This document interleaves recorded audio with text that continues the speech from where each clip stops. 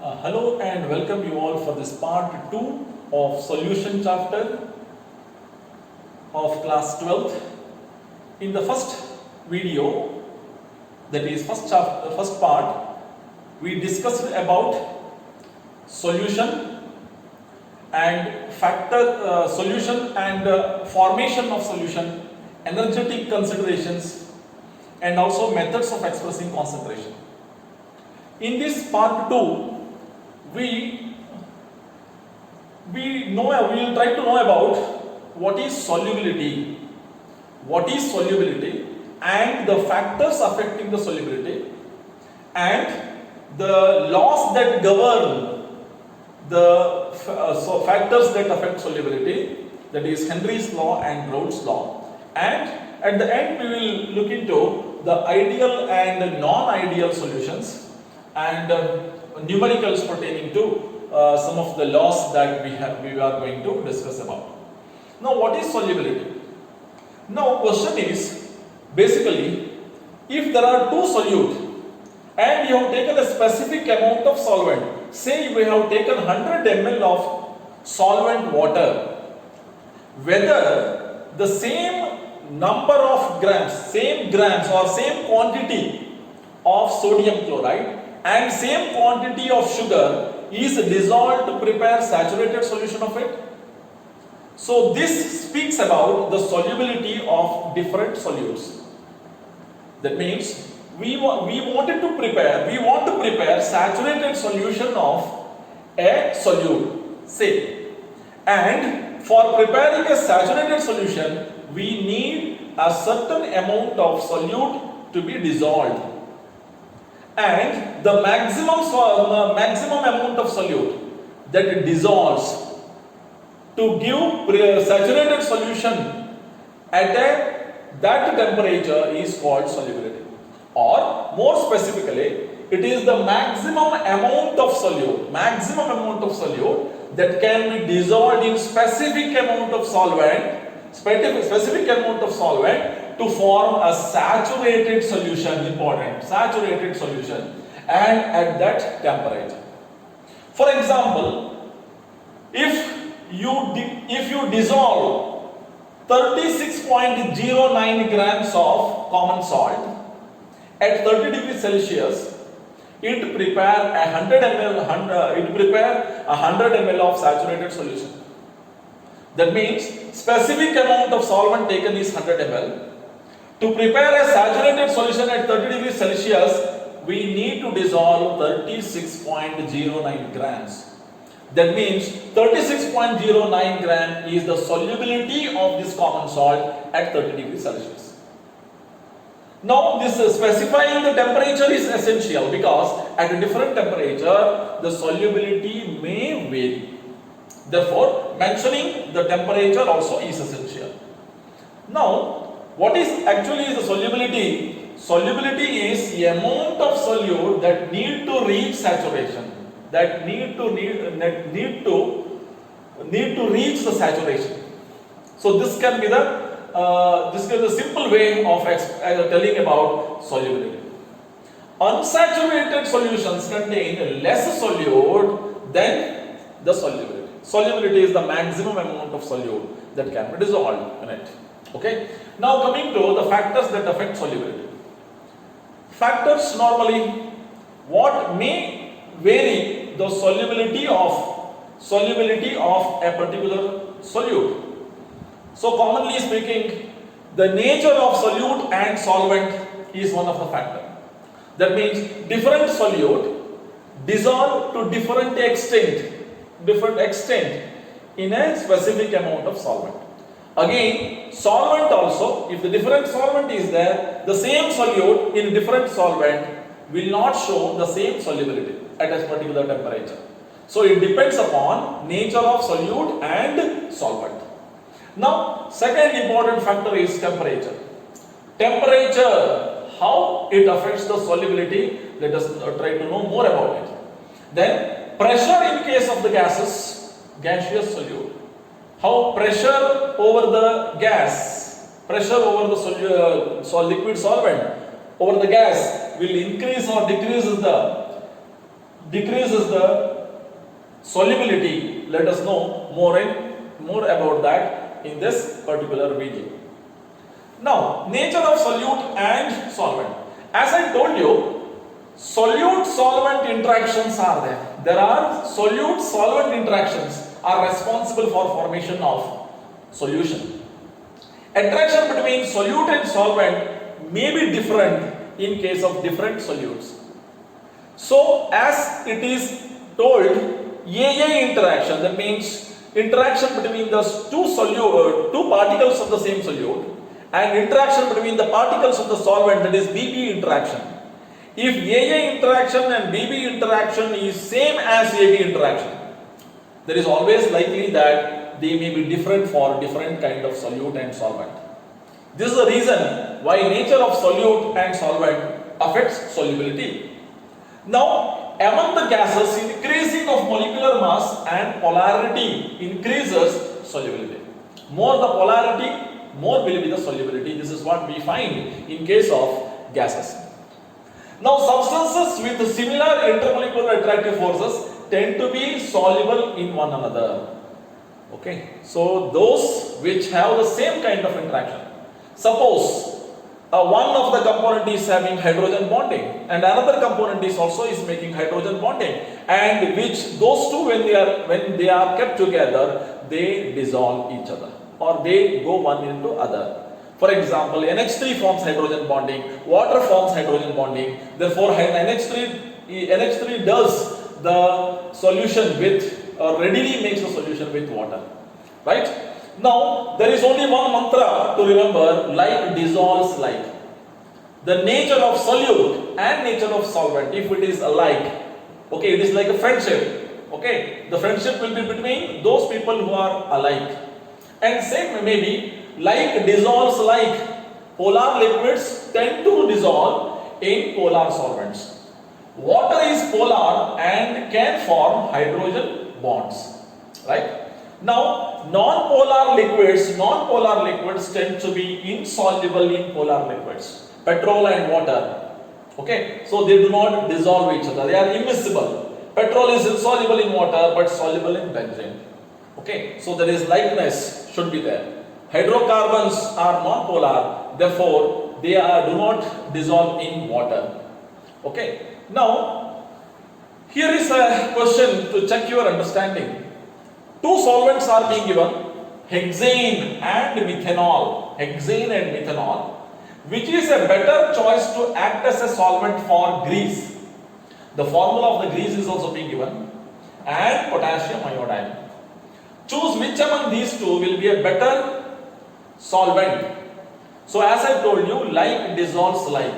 Grease is a hydrocarbon having carbon and hydrogen, you can say, and hexane is again a hydrocarbon. Therefore, these two have the same kind of interaction. Grease is a solid and hexane is a liquid and it dissolves in this. Okay, and therefore grease, hexane is the better solvent. And the another thing which is left out is potassium iodide and methanol. Potassium iodide is polar and methanol is having covalent compound but having polarity. Having polarity because of the OH bond. And because of this, it can dissolve in methanol better. Now, how the solubility and temperature they are related? For this, there is a solubility curve which makes it more clear. This is solubility. Solubility is written here and temperature. As temperature increases, for most of the solutes, it is uptrending curve, telling you that as temperature increases, solubility increases. Sodium chloride is almost like a flat, it won't increase to that extent as the potassium nitrate, but as potassium nitrate increases very steeply as temperature is increased. So this is a clear indication about how the solute have the solubility. A particular solute is having solubility with a different temperature. And also you observe this, cesium sulfate is a downtrending curve, tells you that increasing temperature decreases the solubility. So Generally we can say for most of the solute, increasing of temperature increases the solubility, but with a few exceptions, right? So this is the generalization that we can make. As temperature increases, solubility increases with a few exceptions. But what about gases? Solubility of gas decreases with increasing temperature. Solubility of the gas decreases with increasing temperature, right? So this is the meaningful way of understanding how the solubility affected by temperature. Now, how pressure affects? So, in order to know about the pressure, here is a solvent, liquid solvent, and there is gaseous molecule, and there is a piston for movement. If you move the piston in, that means if you are applying pressure, there will be more contact of gaseous molecules over the liquid surface, and solubility increases. This is what being observed by Henry. And increase of pressure of a gas over a liquid solvent increases the solubility of the gas. So this is put in the form of a mathematical expression also. Due to the increase in number of contact between gas and the solvent, it increases. This is a general observation, and Henry has made this particular statement. The solubility of the gas increases in the direct proportion to its partial pressure above the solution. So, solubility of the gas increases in the direct proportion, right? So, or more concretely, if there is a partial pressure of a component is directly proportional to mole fraction of that component in solution. So, Pi is directly proportional to XA, and therefore Pi is equal to Kh into XA, where Kh is called proportionality constants and Henry's constant. As per the mathematical expression, we get the graphical representation like this. This is the mole fraction, and this is partial pressure in torsion for an HCl gas. And as you know that, as you see that, as mole fraction increases and this vapor pressure, as mole fraction increases, then partial pressure also increases, or partial pressure increases, mole fraction of that gas in the liquid also increases. So remember that it is of the form y is equal to mx plus 0, that is c is 0, intercept is 0. When intercept is 0, it is passing through 0, right? This is how you can remember the graphical representation. Now Henry's law is very important because in order to understand some of the features in the day-to-day life. So we inhale and exhale. This process is continuously going on in the body. So we inhale oxygen along with nitrogen and also with atmospheric gases, and exhale. So while exhaling, carbon dioxide, the product of metabolic activity of the body, also being removed.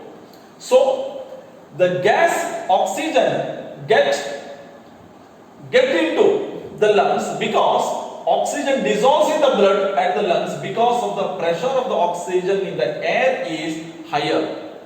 Pressure of the oxygen is high and higher, therefore the oxygen get dissolved, right? So this is how we can able to explain why this oxygen is being absorbed by the body readily, right? So oxygen is being carried by from the lungs. It is carried by hemoglobin, oxyhemoglobin, the form of oxyhemoglobin, all these things that you have learned, right? So this is one of the things which we have understood from the partial pressure of the oxygen, and that is a statement from the Henry's law. Now there are another thing that we observe. The people who go for climbing of mountain, so those mountaineers suffer from weakness, they suffer and they find weakness and inability to think properly. This is probably due to there's lesser amount of oxygen availability in the higher atmosphere. As partial pressure of the oxygen decreases, the solubility of that also decreases. Because of that, the mountaineers or mountain climbers will suffer with a disease or a status called anoxia. This is called anoxia. Inability to think and showing weakness. Now, there are deep sea divers, those who dive in the sea or inside deep in the sea and work there. They will carry cylinders for breathing, cylinders of gas for breathing. This gas consists of oxygen, nitrogen, and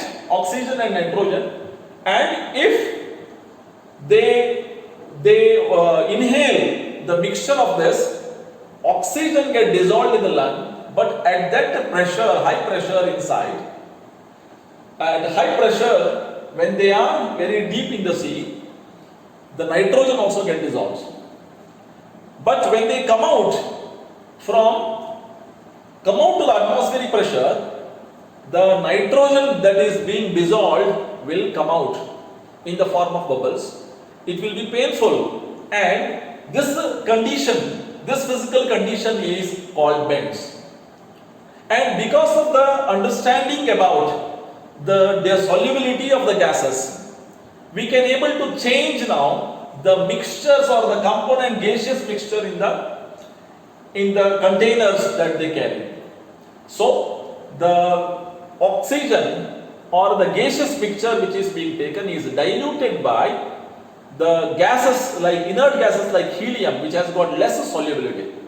So that kind of gases is being taken so that the problem of bends will not be occurring, right? So this is the kind of status, mental status and physical states we are understanding because of the Henry's law.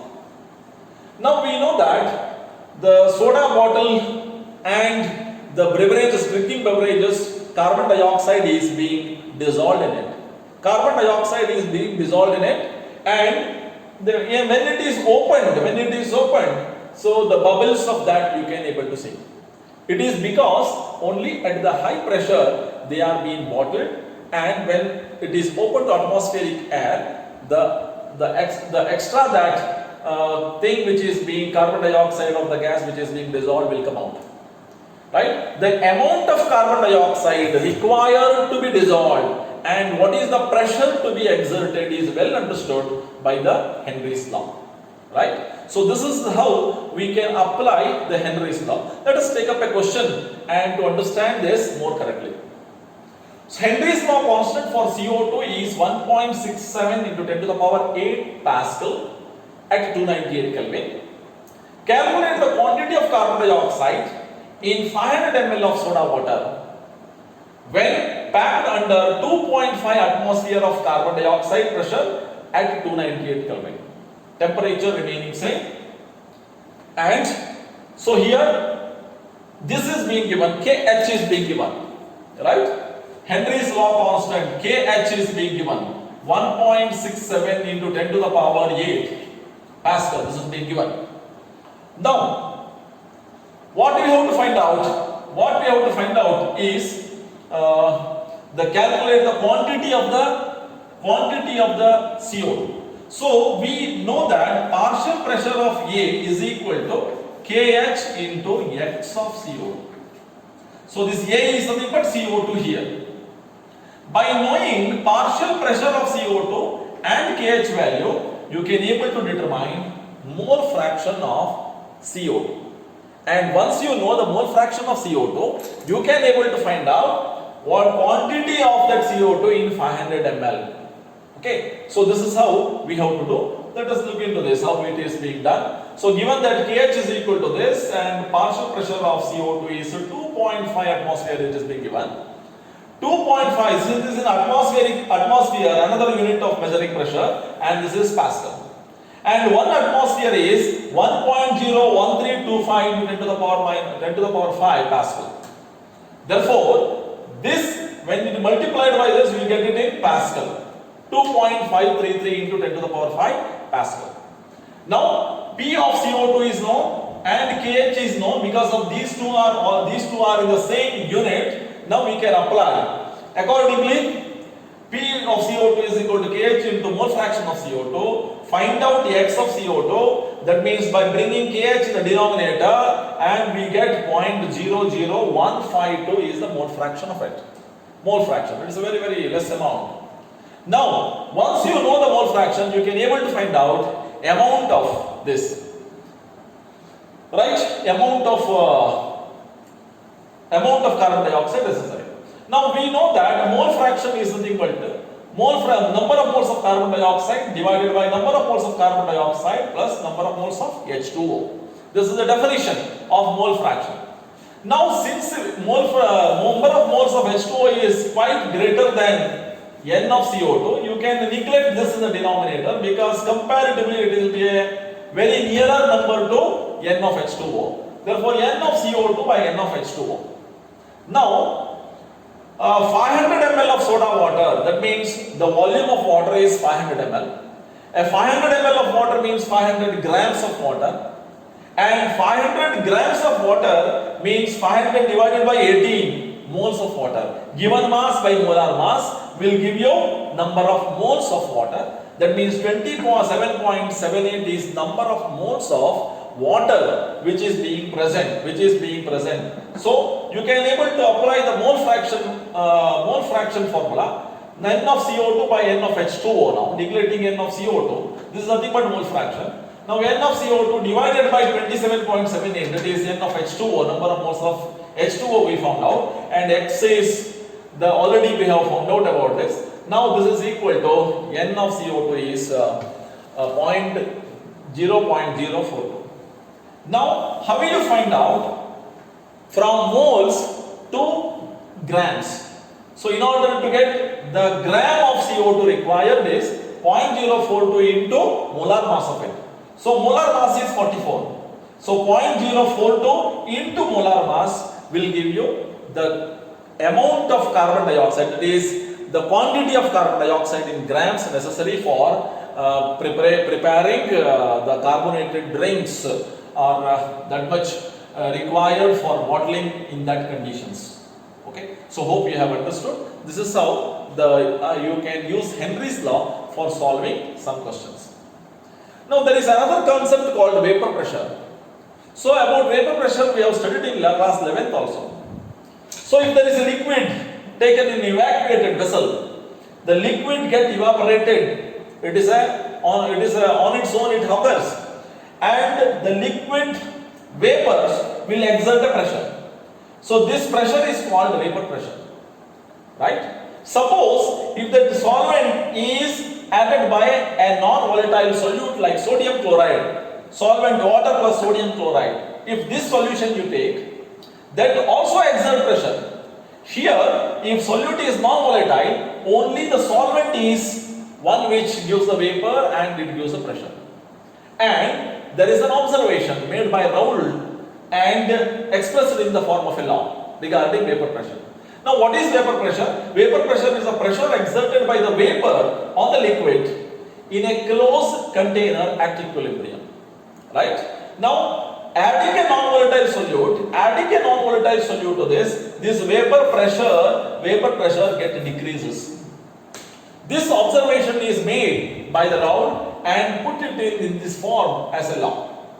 At a given temperature, for a solution of volatile liquids, the partial vapor pressure of each component is equal to the product of vapor pressure of the pure component and its mole fraction.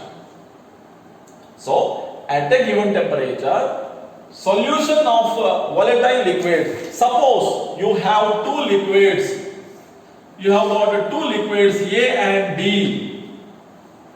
then you want to know partial vapor pressure due to A. Here A and B both will be there. Now you want to know about the pressure exerted by the A component, that is PA.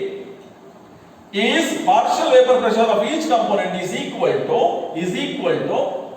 to the product of partial pressure of A of pure component, the pressure of vapor pressure of the pure component into mole fraction of that pure component. So this is the mathematical expression from the Roult's law for the component A, and similarly for the component B also, right? If it is component B, if it is also volatile, then PB is equal to P0B into XB or XIB, whatever you say. So this is the Roult's law and the mathematical expression of it. Now, solids in a liquid solution. If it is a non-volatile solute, suppose if there is a non-volatile solute, then in case of non-volatile solute, the vapor pressure of the solution is lower than that of the pure solvent. Now, for the total pressure of the solution is less than the pure component. Okay. Now, suppose there is a pure component, there will be more of the solvent particle. If there is 1 mole of solvent and 1 mole of solute, that means there will be less number of solvent particle in the vapor phase, and this gives you that as the non-volatile solute is added, it becomes less and less.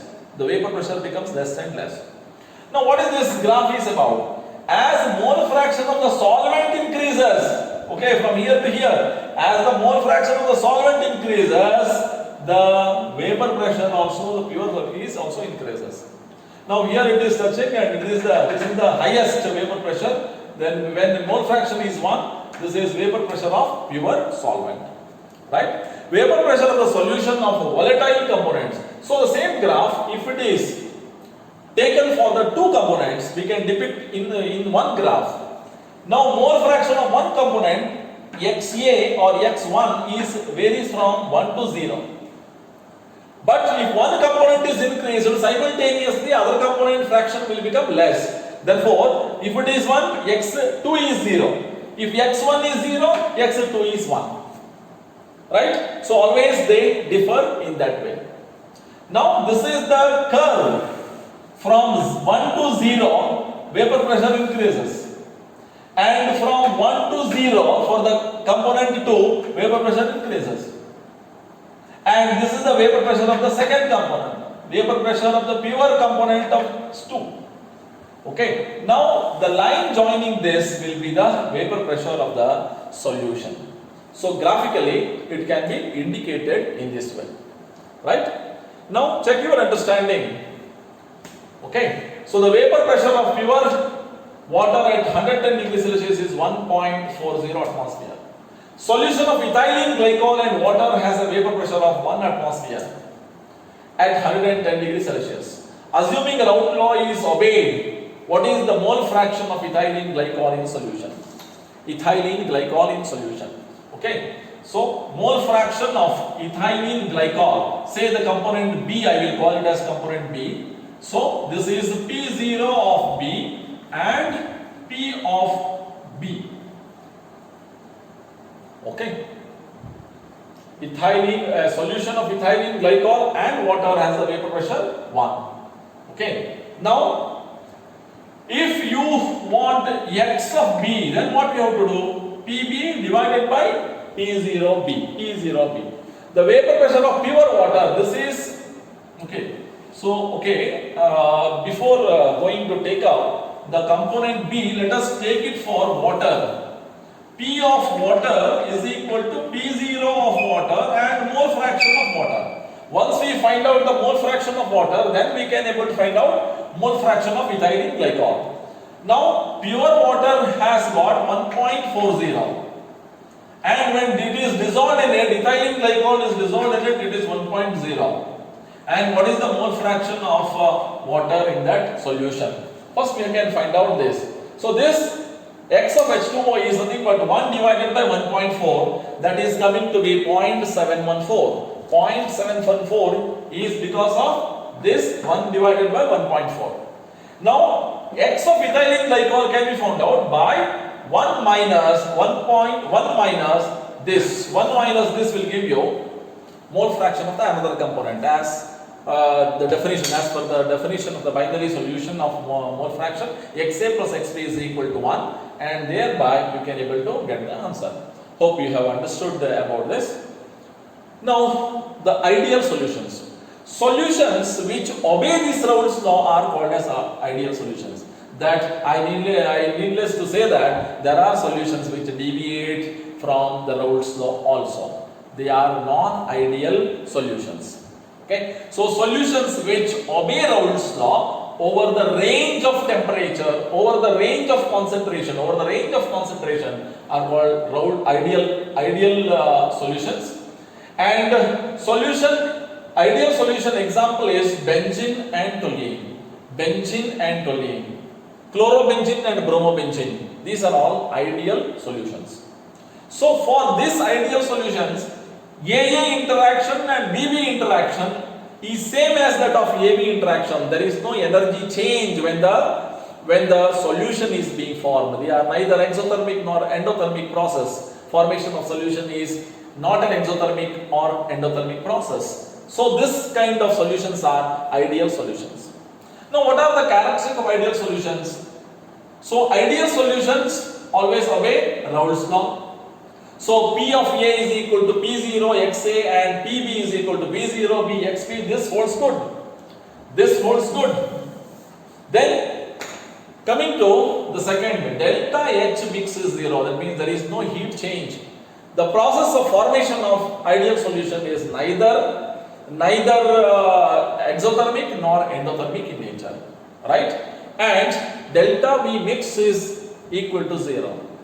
This is also interesting. If 20 ml of A component and 20 ml of B component, if these two are added, so the solution the likely to be 40 ml.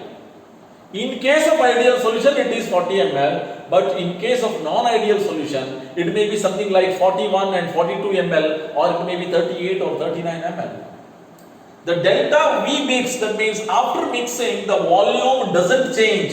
This is the characteristic of ideal solution. Delta V mix is equal to 0. Okay, this happens for benzene and toluene. So non-ideal solutions, okay, needless to say now again, they do not obey the Roult's law, and delta H mix is either greater than or less than 0, or delta V mix is greater than or less than 0. There are two types of non-ideal solutions. Those which show positive deviation and those which show negative deviation. So those which show positive deviation, the graphical representation is like this. So this is expected from Roult's law, which is shown in the green. This is expected from the Roult's law, but this is actually so, the blue one. Vapor pressure is more than expected from Roult's law, then we say it is a positive deviation. So the solution which shows positive deviation, the attractive force AA and BB are stronger than AB. What interaction that A and B, solute and solvent, is having, this is less than AA or BB interaction. Because of that, it shows positive deviation. So for this, delta H mix is greater than 0 and delta V mix is greater than 0. That means 20 ml of A component, 20 ml of B component which show positive deviation are added, then it will be more than 40 ml. 20 ml, the mathematics that is equal to 40 will not hold good here, because their attraction forces weakens, thereby the volume get increased. Delta V mix is greater than 0. Delta H mix is greater than 0. Is it exothermic or endothermic? Delta H mix is greater than 0. That means positive. That means endothermic in nature. So these are endothermic in nature. Cyclohexane and ethanol forms the solution which show positive deviation. So a negative deviation. So this is expected from Roult's law, and the vapor pressure is less than the expected from the Roult's law, that is negative deviation. So attractive force of AB is more than, attractive force between AA and BB are weaker than AB. That means AB attraction is more. Once AB attraction is more, the volume change also will be there. And because of this, delta H mix is less than 0 and delta V mix is less than 0. That means delta H mix is less than 0 because of the increase in attraction. So more energy is being released, exothermic process. So PA and PB is not equal, they are less than P0 into XA or P0B into XP. So this is what we are experiencing or we are finding. Chloroform and acetone is an example for the solutions which show negative deviation. Right? So now compare. So this is positive deviation, this is expected from Roult's law, and positive deviation, negative deviation. Right? So negative deviation, positive deviation, you have to show graphically in this way. Right? Now, so remember, in the positive deviation, there is one point, one particular composition, mixture of A and B, which show highest P total. So this is more than either both of the pure components. So when the vapor pressure is more, then the boiling point will be less. So this composition is called an azeotropic mixture. It behaves like a pure component. And similarly, when it is a negative deviation, there is one composition of this mixture which show highest boiling point. And this is also an azeotropic mixture. Right? Now, azeotropic mixtures are what? Azeotropes simply. What are these azeotropes? They are the binary mixtures having the same composition in liquid and vapor phase. They are having same composition in liquid and vapor phase. Therefore, they cannot be separated from fractional distillation. And it is not possible to separate them components by fractional distillation. This will happen for the ethanol solution, 95% ethanol solution, 95 and 5 ml of water. If these two components are subjected to fractional distillation, again 95% alcohol only we are getting. We do not get 96 or 97% of alcohol at all. So this is an azeotropic mixture. It is a minimum boiling azeotrope, or one which shows the positive deviation, which is having more vapor pressure, show minimum boiling azeotrope. Right? And the maximum boiling azeotrope example is 68% nitric acid. 68% nitric acid is a minimum boiling azeotrope. Right?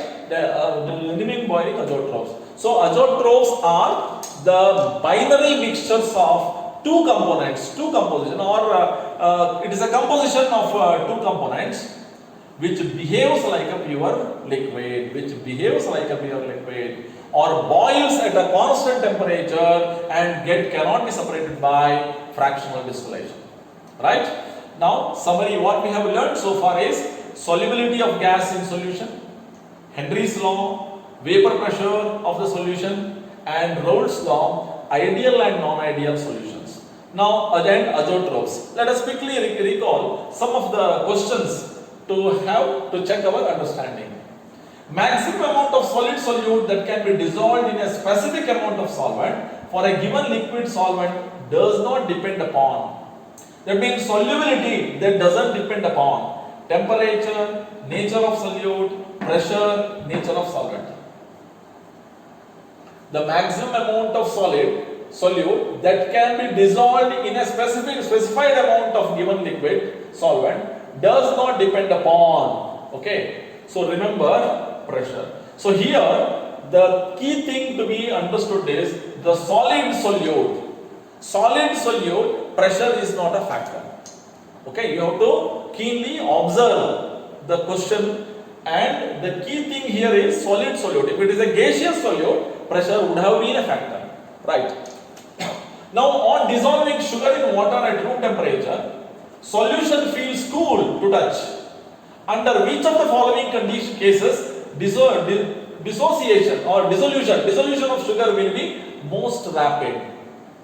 So when you dissolve sugar, you feel cool, means it is an endothermic process.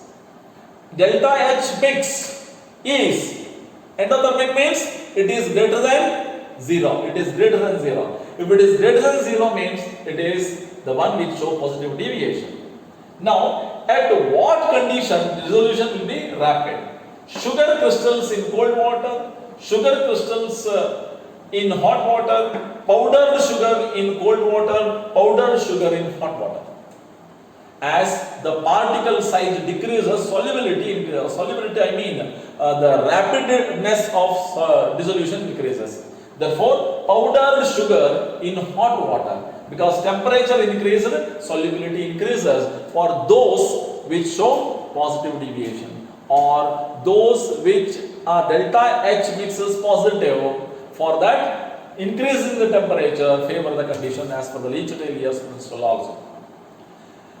Now, question is, low concentration of oxygen in the blood and the tissues of the people living at higher altitude is due to, it is a question from exemplar book.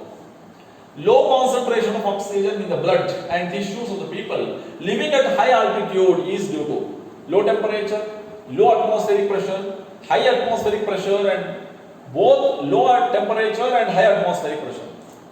So there is a chances of choosing this, but it is not so. It is the low atmospheric pressure itself is the answer for this. As the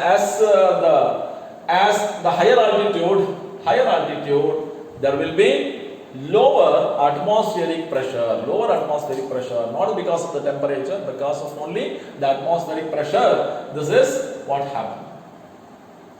Okay. Now coming to the in-text question. H2X is a toxic gas with rotten smell and is used for qualitative analysis. You might have seen in the laboratories. If the solubility of H2S in water in STP is 0.195 molarity, calculate Henry's law constant. Henry's law constant. How this can be done? We look into this. Okay. Hint. Recall the mathematical expression of Henry's law. Partial pressure of the H2S is 0.987 bar. This is being given, and if it is so, then how we can able to find out? So it is simple. Mole fraction of H2S is by definition number of moles of H2S divided by number of moles of H2S plus number of moles of H2O. By definition, it is so. 0.195 is being given. This is also 0.195 is being given. Now number of moles of H2O. Since it is 1 molar solution, this is having water is 1 kg of water is there. 1 kg means 1000 grams. 1000 divided by molar mass, that is 18. 1000 by 18 is the number of moles of water. 1000 by 18 is 55.56. Right? So this is an important thing to understand. Okay. Given mass by molar mass.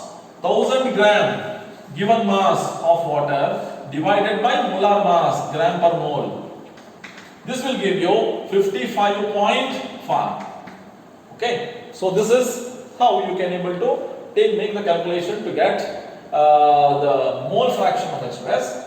Okay, from Henry's law, Pa is equal to Kh into Xa, and Kh you can able to find out provided this Xa is brought here, or Pa divided by Xa. So Pa, this is being given and this is being known. Xa is known now, and you can able to find out the answer. The answer is 282 bar. Okay, so this is again a question from the textbook, unsolved question, and you can able to answer that.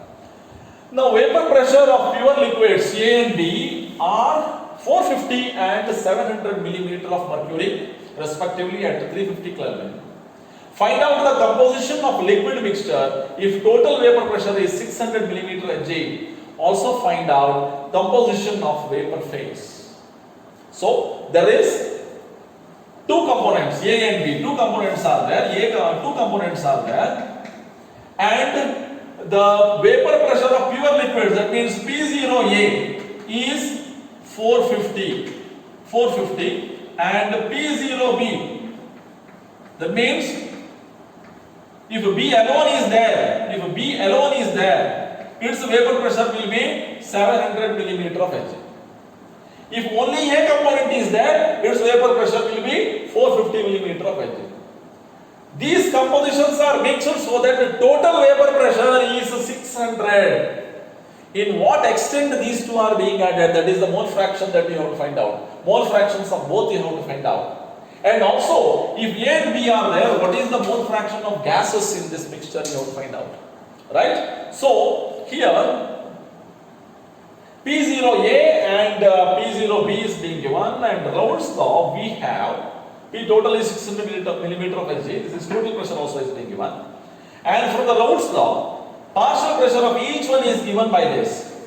P total is PA plus PV, and PA is P0A into XA and P0B into XB.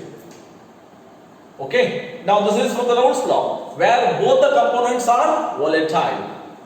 Now P0A XA, now PXB can be written as 1 minus XA, because XA plus XB is 1.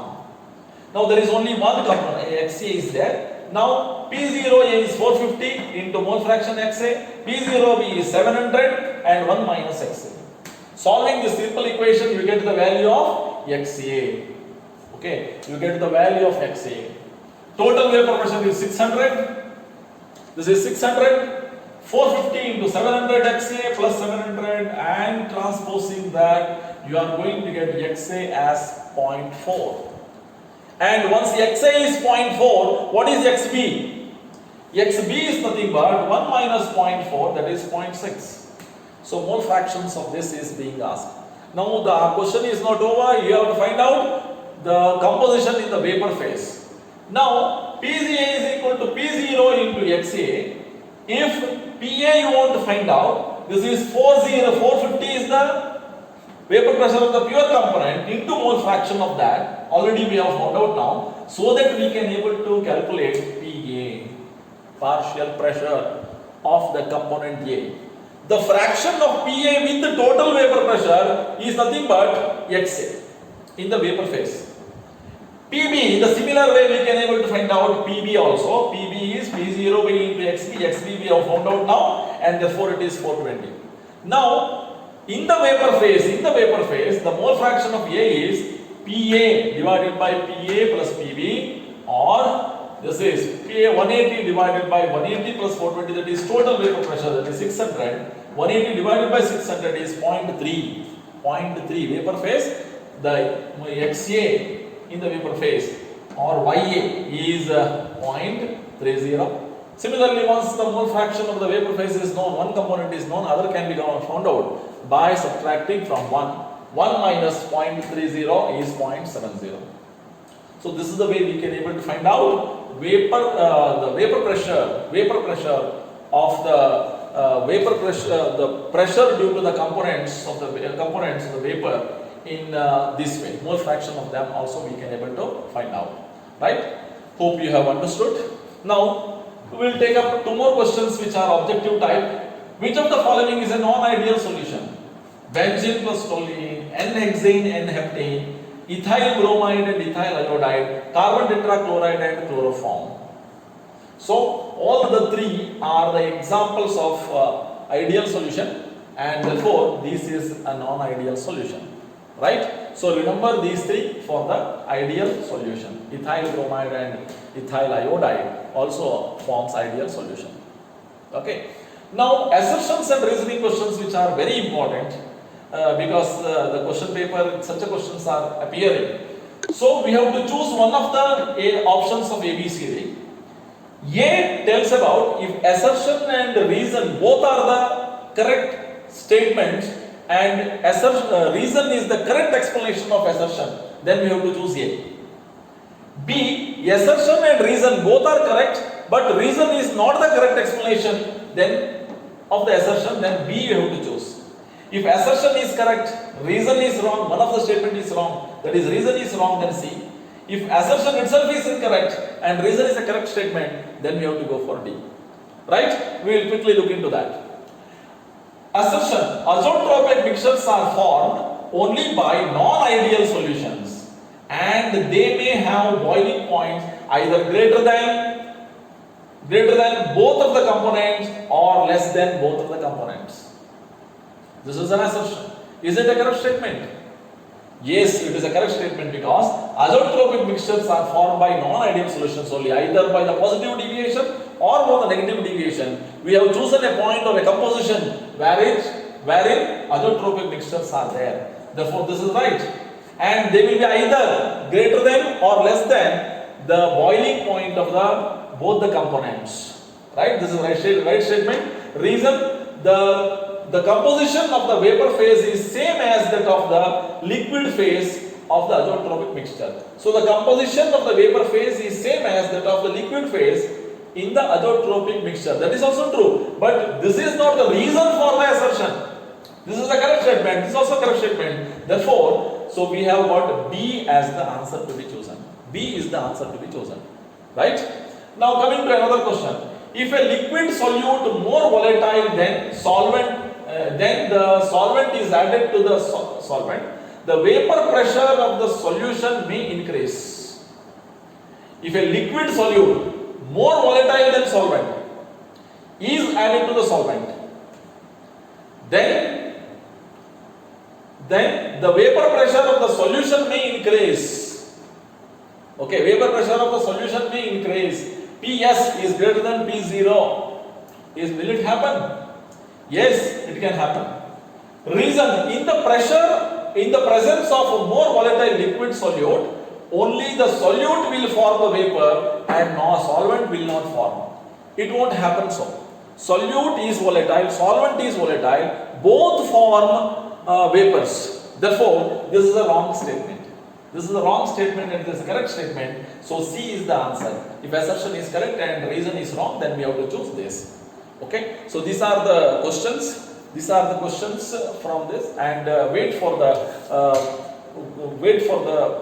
video 3 or part 3 to know about the next part of the lesson. Thank you.